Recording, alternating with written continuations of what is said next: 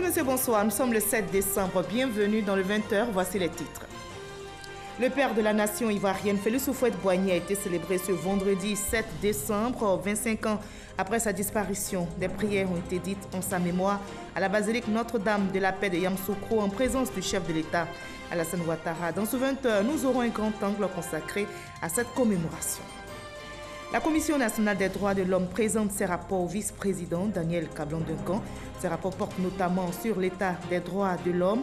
Le vice-président ivoirien a réitéré la volonté du gouvernement à renforcer l'état de droit. Les citoyens ont été invités au respect des lois de la République. Cela fait 40 ans que le Bureau national d'études techniques et de développement BNETS a été créé par le président Félix Houphouët-Boigny. Son objectif, doter la Côte d'Ivoire d'infrastructures dans tous les domaines du développement. Le Premier ministre Amadou Gon Coulibaly a pris part aux festivités marquant ce quarantenaire. Enfin, l'armée de terre honore ses futurs retraités. Plus de 40 militaires appelés à faire valoir leurs droits à la retraite ont été décorés en présence du ministre d'État, ministre de la Défense Ahmed Bakayoko. C'était à l'occasion de la semaine de l'armée de terre. Soyez les bienvenus sur RTI 1. Commençons tout de suite par le grand angle de ce 20h.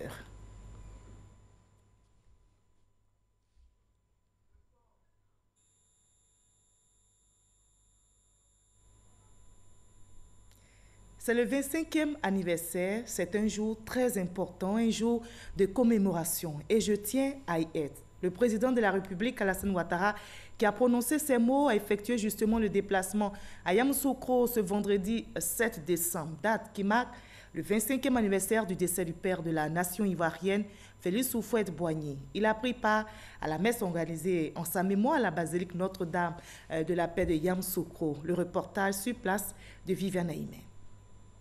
25 cierges allumés pour commémorer le souvenir de ce 7 décembre 2013 où la nation ivoirienne a appris avec stupeur et désolation la nouvelle de la mort de son guide, le père fondateur, le président Félix Houphouët-Boigny. Les différentes commémorations depuis lors mobilisent. La messe célébrée ce vendredi 7 décembre 2018 à la basilique Notre-Dame de la Paix de Yamoussoukro à l'occasion du 25e anniversaire de sa disparition a rassemblé, outre les membres de sa famille, ses héritiers politiques, au premier rang desquels le président de la République Alassane Ouattara, qui était accompagné de son épouse. Accompagnant également le président de la République, le vice-président Daniel Kablan-Duncan et son épouse, le premier ministre Amadou Gon Coulibaly, le président du Sénat Jeannot Ahoussou-Kouadio, ainsi que des ministres du gouvernement. Fortement représenté également à cette commémoration, le PDCI-RDA, Parti démocratique de Côte d'Ivoire, fondé par le président Houphouët-Boigny.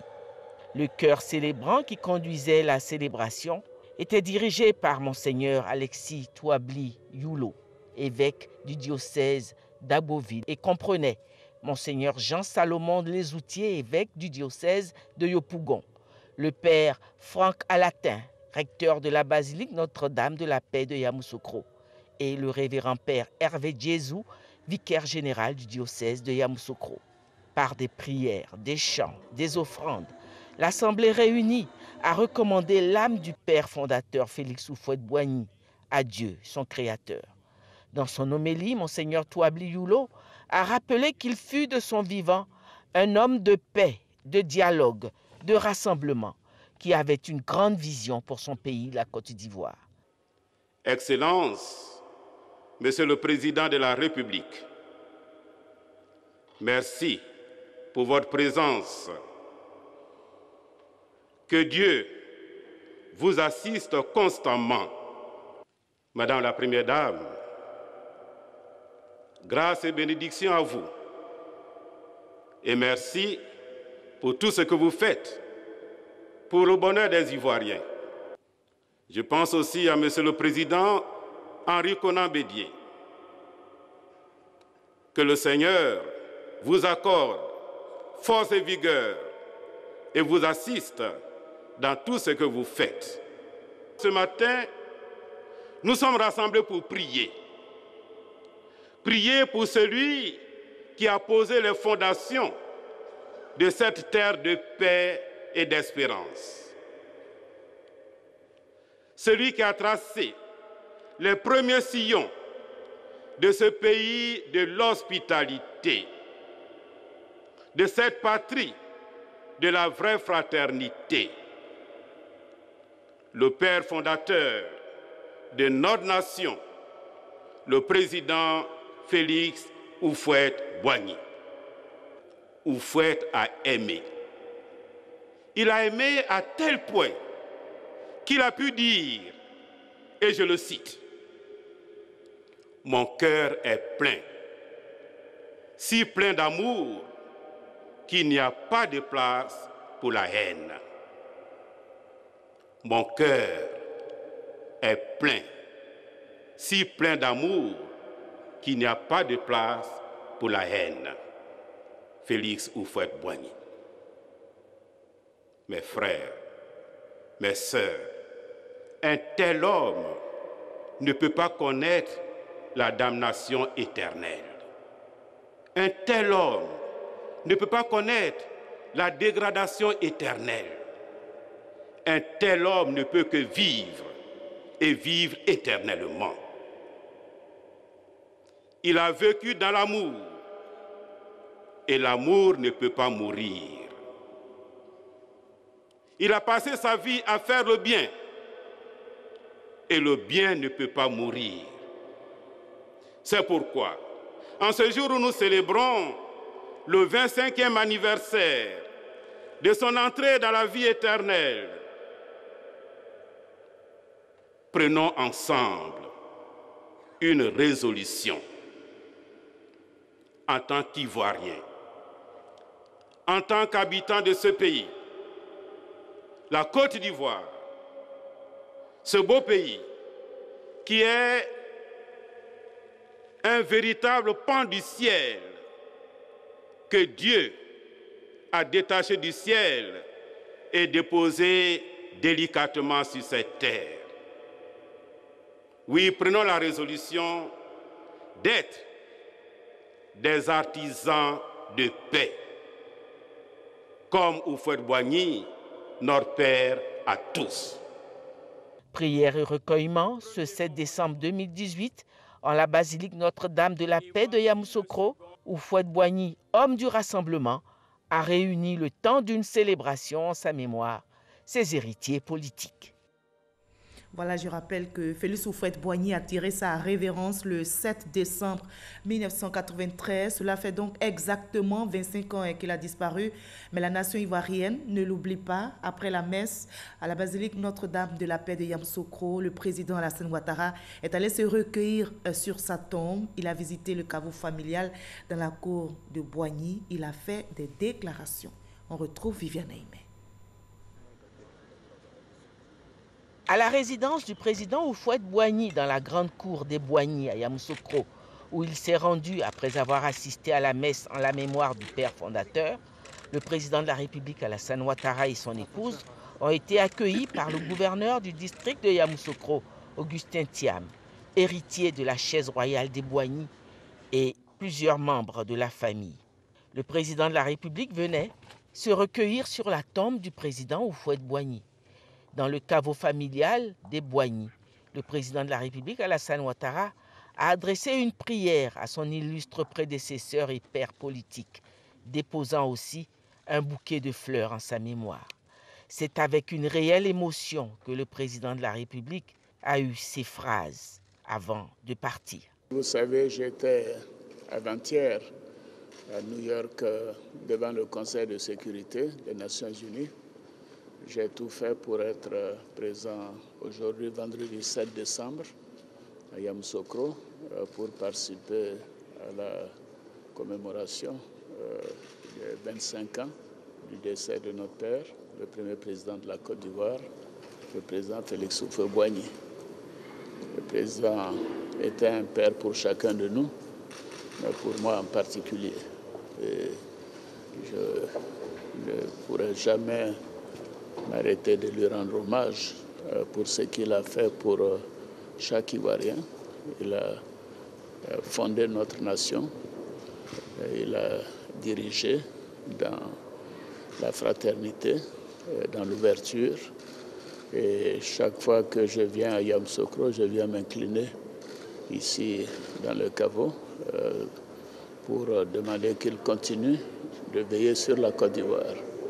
Une Côte d'Ivoire en paix, une Côte d'Ivoire qui est sortie d'une crise douloureuse et une Côte d'Ivoire qui est sur la bonne voie.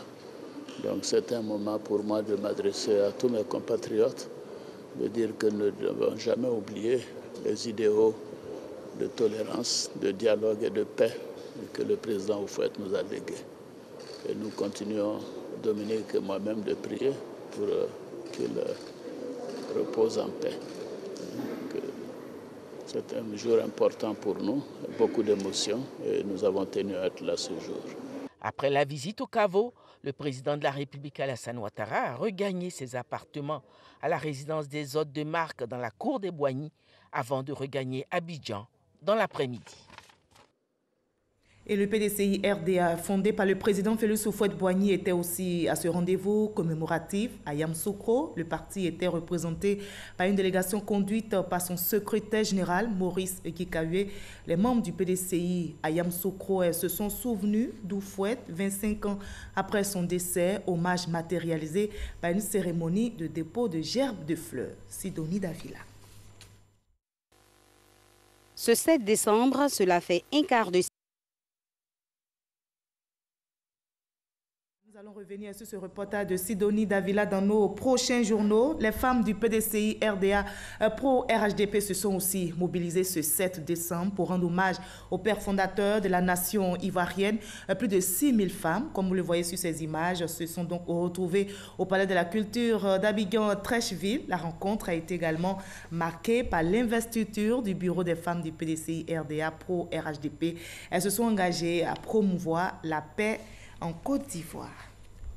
Le 25e anniversaire du décès de Félix Houphouët-Boigny a été aussi marqué à San Pedro. Les médias, vous allez le voir, ont été invités à contribuer à la diffusion et à la consolidation de l'idéal de paix d'Houphouët-Boigny.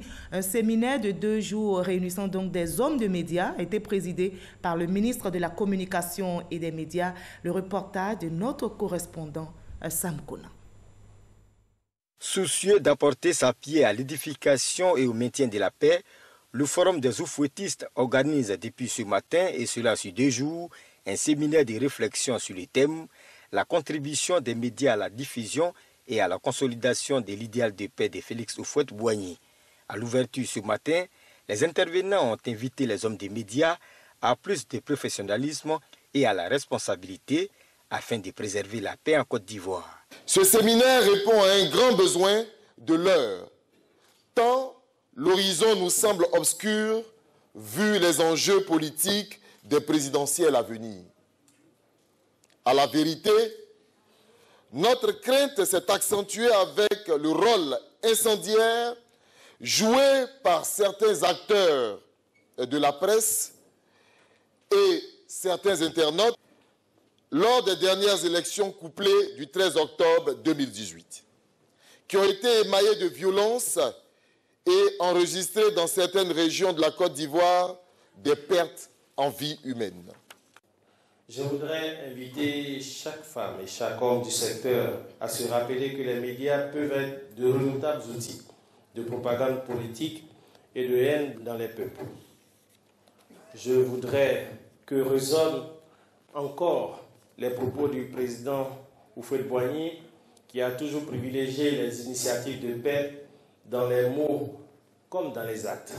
Je voudrais qu'à l'instar du président de la République, son Excellence Alassane Ouattara, chacun d'entre nous mette la paix au cœur de ses préoccupations et utilise ses canaux de communication pour asseoir un climat de paix dans un pays qui n'a que trop souffert des rivalités, d'opposition et de désaccords.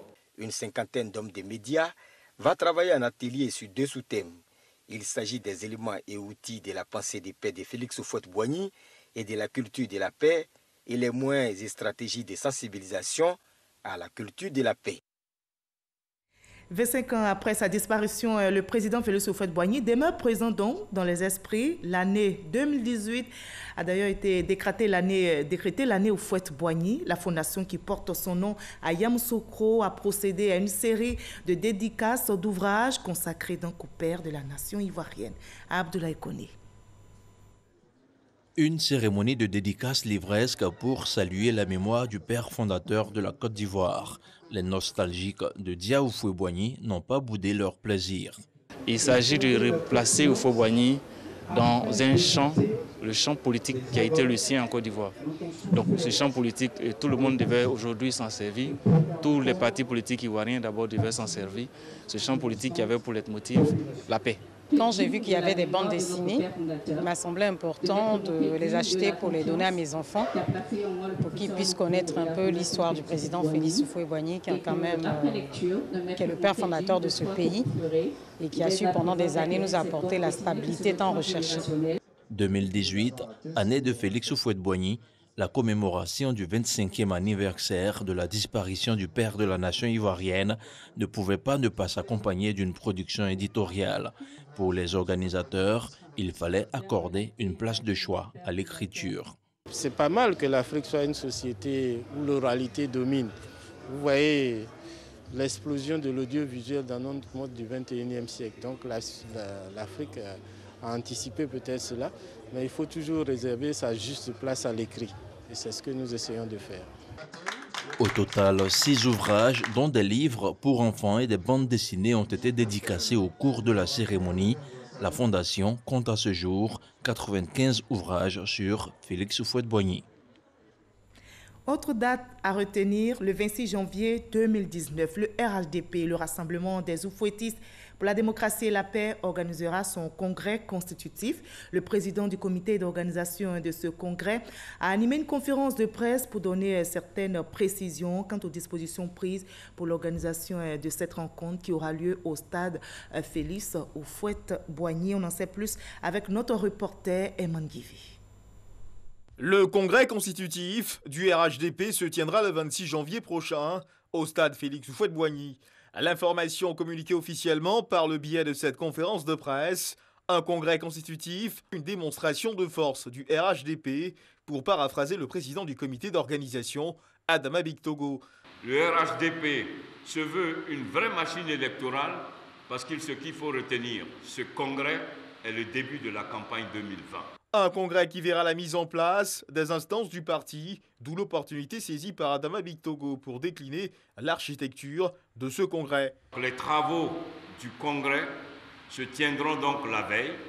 Le congrès, le 26 janvier, permettra donc aux délégués, d'une part, de faire la lecture des résolutions et d'autre part, de permettre au président du RHDP de prononcer son discours d'orientation. Et le 26, le congrès se tiendra l'après-midi et se terminera par un concert géant. Touche exceptionnelle de ce congrès, une organisation décentralisée. Nous aurons dans les régions des PCO régionaux. Dans les départements, nous aurons des PCO départementaux. Et dans les communes de l'intérieur, nous aurons des PCO communaux. Les communes d'Abidjan sont considérées comme des régions. Ceci non seulement facilitera les tâches, mais ça permettra de fixer des objectifs aux différentes régions, aux différentes communes et aux différents départements.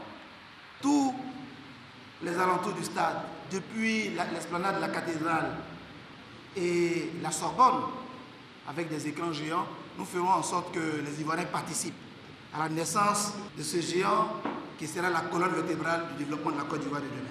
Avec Adama Bictogo, plusieurs cadres du RHDP ont salué la tenue de ce congrès constitutif du RHDP et ont appelé à l'engagement de tous les militants pour sa réussite totale. 80 000 personnes sont attendues. Des dispositions spéciales seront prises pour assurer la sécurité des congressistes. Voilà, je l'annonçais dans les titres, la CNDACI, la Commission nationale des droits de l'homme de Côte d'Ivoire, a remis ses rapports au vice-président Daniel Kablan-Duncan. Il s'agit des rapports de 2016 et de 2017 et ils portent sur l'état des droits de l'homme, les activités menées par la CNDACI, les acquis et perspectives. Le vice-président ivoirien a réitéré l'attachement du gouvernement au renforcement de l'état de droit et il a appelé tous les citoyens au respect des lois de la République. Jérôme Koufi-Aboulé. Le vice-président de la République, Daniel Kablan-Duncan, ce jeudi devant les membres de la Commission nationale des droits de l'homme de Côte d'Ivoire, CNDHCI, venus présenter leur rapport annuel d'activité. C'est au nom du président de la République, Alassane Ouattara, qui le reçoit ces documents établis pour le compte des années 2016-2017. Il s'agit des rapports sur l'état des droits de l'homme en Côte d'Ivoire. Et c'est à juste titre que le ton de la cérémonie est donné par le garde des Sceaux, ministre de la Justice et des Droits de l'Homme. L'intérêt de cette cérémonie tient au fait qu'elle se déroule alors que le monde entier se prépare à célébrer la journée commémorative des 70 ans de la Déclaration universelle des droits de l'homme adoptée par l'Assemblée générale des Nations unies le 10 décembre 1948. Pour la présidente de la CNDHCI, c'est l'occasion de saluer d'abord tout l'intérêt que le président de la République, Alassane Ouattara, porte à l'institution qu'elle dirige et donner ensuite les différentes articulations des rapports présentés. Chaque document comportant, selon elle, 3 parties. La CNDACI sacrifie ainsi, sous votre haute autorité, à une tradition, celle de remettre officiellement au président de la République son rapport annuel sur l'état des droits de l'homme en Côte d'Ivoire avant sa publication. La tenue de cette cérémonie marque tout l'intérêt que son Excellence, Monsieur le Président de la République, porte aux droits de l'homme et au travail de l'institution nationale qui a la charge des droits de l'homme dans la dynamique du développement qu'il impulse à notre pays. Excellence, Monsieur le Vice-président de la République, les rapports annuels 2016 et 2017 de la CNDACI que j'ai l'honneur de vous présenter dans leurs grands axes comportent 3 parties. La première partie est consacrée à l'état des droits de l'homme. La deuxième partie expose les activités menées par la CNDACI. La troisième partie a trait aux acquis, perspectives et recommandations. Le vice-président Daniel Kablan-Duncan, prenant la parole, a exprimé à la CNDHCI pour sa mission les encouragements du président de la République, Alassane Ouattara. Le président de la République, son Excellence, M. Alassane Ouattara, attache du prix au renforcement constant de l'état de droit, en vue de permettre à tous les citoyennes et à tous les citoyens de notre cher pays de jouir de leurs droits en toute liberté, mais aussi dans le respect des lois de la République.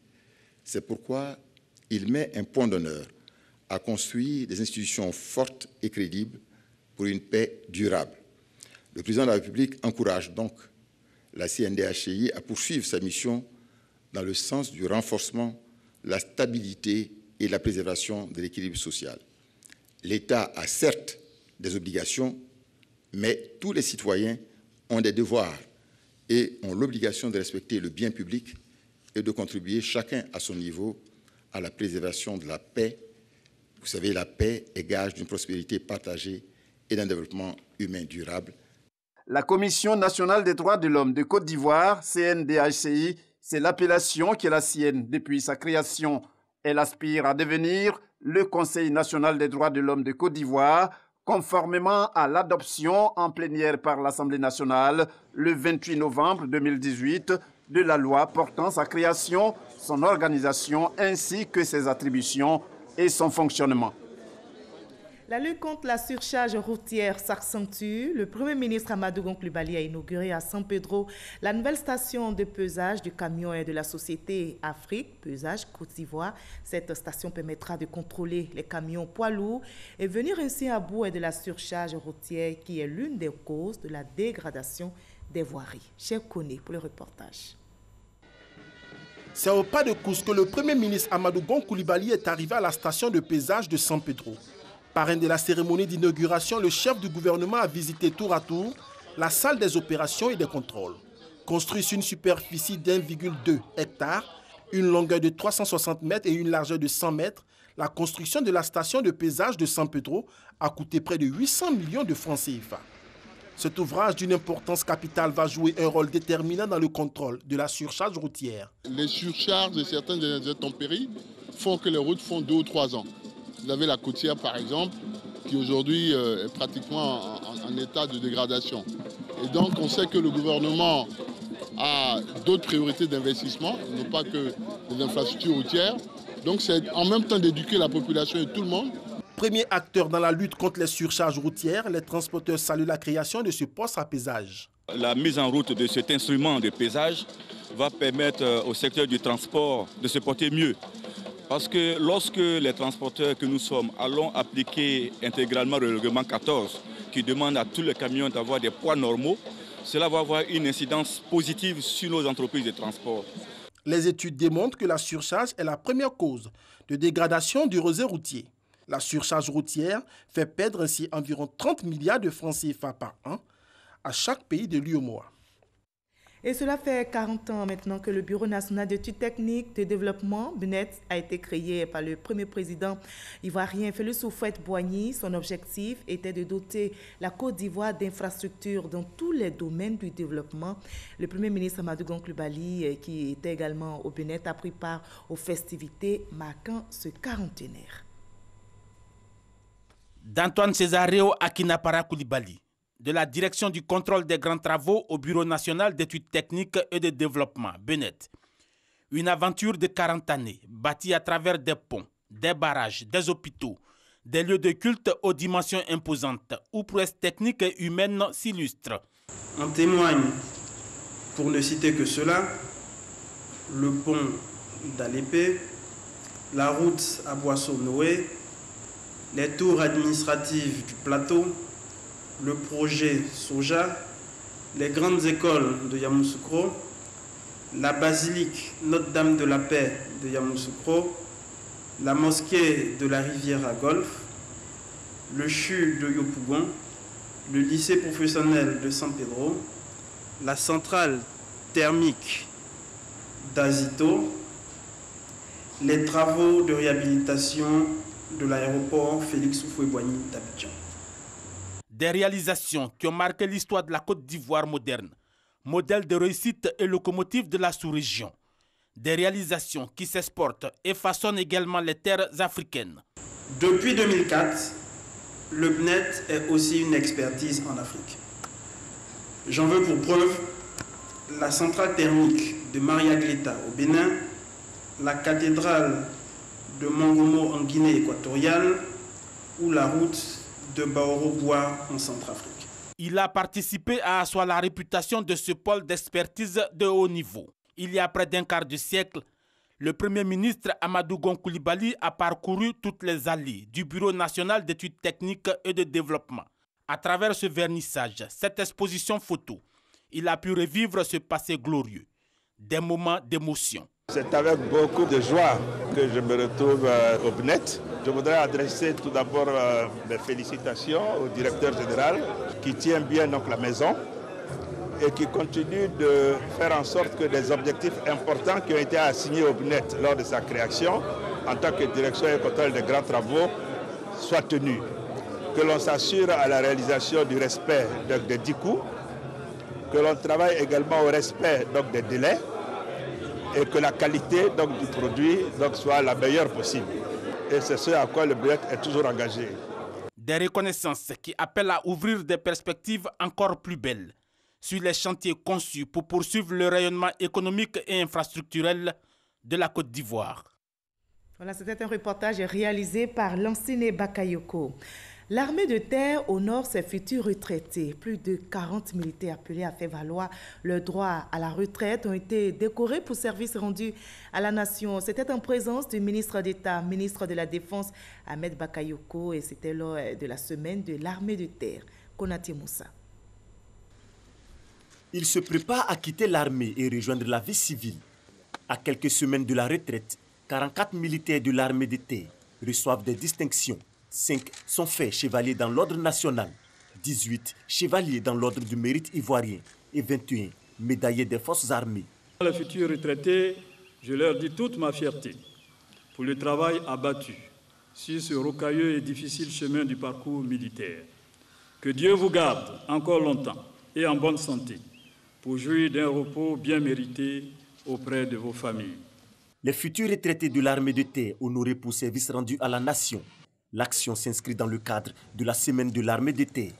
Parrain de ces festivités, le ministre d'État, ministre de la Défense, a félicité l'état-major de l'armée de terre pour l'initiative.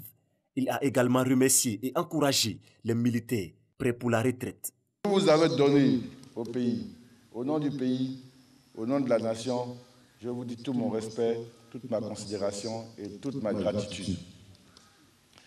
Je veux vous dire aussi que la retraite, ce n'est pas la fin, contrairement à ce que des gens peuvent penser. La retraite, c'est le début de la vraie vie.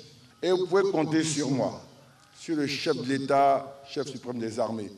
Au travers du bureau d'accompagnement de la reconversion et des retraites, nous allons vous aider à vous accomplir dans les projets de vie qui vous réalisent. Nous allons vous accompagner pour que toutes ces formalités vous soient facilitées. Tout faire pour que le retraité soit un homme heureux, pour que nous qui sommes là, qui devons également aller à la retraite, n'ayons pas peur de la retraite. Et je vous assure, dans les grands pays, le retraité, surtout militaire, c'est celui qui commence maintenant une vraie carrière dans le privé. Parce que la discipline, l'endurance, l'esprit de corps et la force de travail que vous avez accumulé au sein des armées sont pour vous un atout dans la vie sociale pour être les meilleurs. Cette cérémonie de distinction marque la fin de la semaine de l'armée de terre, démarrée le mardi dernier. Les lauréats des différentes activités sportives et concours ont aussi été récompensés. Refermons ce 20h par le communiqué du préfet de région et préfet du département d'Abidjan. Suite à l'élection municipale du 13 octobre 2018, il sera procédé à l'installation des conseils municipaux dans les communes du département d'Abidjan selon le calendrier ci-après. À Bobo, 8 décembre 2018, 15h. À Yamé, 10 décembre 2018, 10h. À Tekoubé, 10 décembre 2018. À Niaman, 11 décembre 2018. Yopougon, 11 décembre 2018. Makori, 12 décembre 2018, Koumassi, 12 décembre 2018, Trècheville, 12 décembre 2018, Plateau, 13 décembre 2018, Cocody, 13 décembre 2018 et enfin Songon, 14 décembre 2018 à 10h. Merci de votre aimable attention. Je vous retrouve avec le même plaisir demain à la même heure.